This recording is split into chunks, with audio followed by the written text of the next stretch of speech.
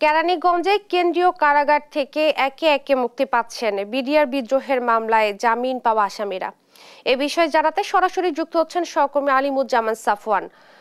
সাফওয়ান, আজ কতজন ছাড়া পাচ্ছেন এবং সার্বিক পরিস্থিতি কেমন দেখছেন, সব মিলিয়ে জানাবেন। ইশরাত, এই মুহূর্তে আমরা রয়েছি কেরানীগঞ্জ কেন্দ্রীয় কারাগারের সামনে এবং আপনি যেমনটি বললেন যে 2009 সালে যে পিলখানা বিডিআর হত্যাকাণ্ডের ঘটনা, সেখানে কিন্তু অনেকেই দীর্ঘদিন যাবৎ আসলে কারাবন্দী রয়েছেন এবং আজকে কেন্দ্রীয় কারাগার থেকে 178 জনের আসলে মুক্তি পাওয়ার কথা রয়েছে। তো তারা আসলে বিভিন্ন মেয়াদে সাজা পেয়েছিল এর আগে, এর মধ্যে অনেকেরই আসলে সাজার মেয়াদও ইতিমধ্যে শেষ হয়েছে। তবে কিছুদিন আগে তারা যে জামিন পেয়েছিল কয়েকজন ছাড়া, তো সেখানে কিন্তু আজকে যারা জামিন পাচ্ছেন 178 জন, তাদের বিরুদ্ধে যে হত্যা মামলাটি ছিল সেটি থেকে তারা জামিন পেলেও তাদের বিরুদ্ধে আরেকটি মামলা থেকে যায়, সেটি ছিল বিস্ফোরক মামলা।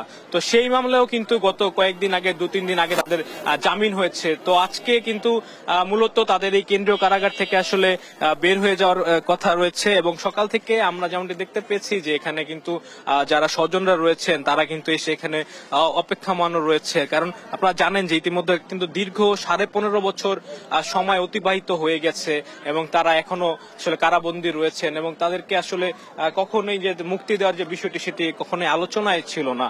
তো এখন আসলে আমরা দেখতে পাচ্ছি যে বর্তমানে যে কেন্দ্রীয় কারাগারের যে অবস্থা সেটি হচ্ছে অনেকটাই আসলে অনেকে এখানে আবেগে আপ্লুত হয়েছেন বলে আমরা দেখতে পেয়েছি। তবে স্বজনেরা ইতিমধ্যে এখনো আমাদের সাথে আসলে কথা বলতে রাজি নন, তারা অপেক্ষায় রয়েছে যে কখন তার স্বজন আসলে বের হবে। তো আপনি যেটি জানতে চেয়েছেন যে আজকে কতজনকে মুক্তি দেওয়া হচ্ছে, তো সেই সংখ্যাটি আমরা জানতে পেরেছি যে 178 জনকে আজকে এখান থেকে কেরানীগঞ্জের কেন্দ্রীয় কারাগার থেকে মুক্তি দেওয়া হবে।